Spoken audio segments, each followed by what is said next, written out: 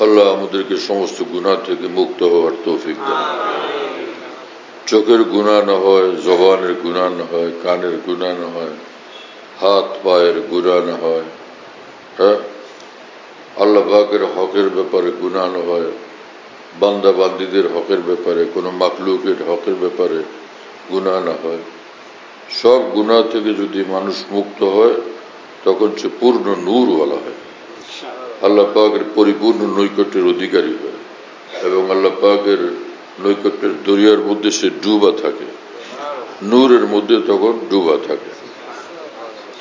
রমজান মুবারক আসছে, এক একটা সেকেন্ড বড় দামি, এক একটা মুহূর্ত দামি। গপসপ আলাপ সালাপ দুনিয়ার ঝামেলাতে না কাটাই, হ্যাঁ, লা ইলাহা ইল্লাল্লাহ পড়ি, ইস্তেগফার করি, দুরূদ শরীফ পড়ি, আল্লাহ তাআলার কাছে মাপ চাইতে থাকি, এক একটা মুহূর্ত গুনাহমুক্ত ভাবে কাটাই। হ্যাঁ, দিনের বেলা রোজা রাখবো, আল্লাহর নিকট দোয়া করতে থাকবো, রোজাদারের দোয়া কবুল হইতে থাকে। ইফতারের সময় দোয়া কবুল হয়, ইফতারের সময় দোয়া করি। ওর রাত্রে সেহরি খাওয়ার সময় তো ওই সময় অন্তত 2 রাকাত 4 রাকাত পড়ার চেষ্টা করি। 2 রাকাত পড়লাম, সালাম ফিরাইলাম, দোয়া করলাম, আবার 2 রাকাত পড়লাম। ওই সময় যদি কোরআন শরীফ তেলাওয়াতের সুযোগ হয় তো তেলাওয়াত করবো।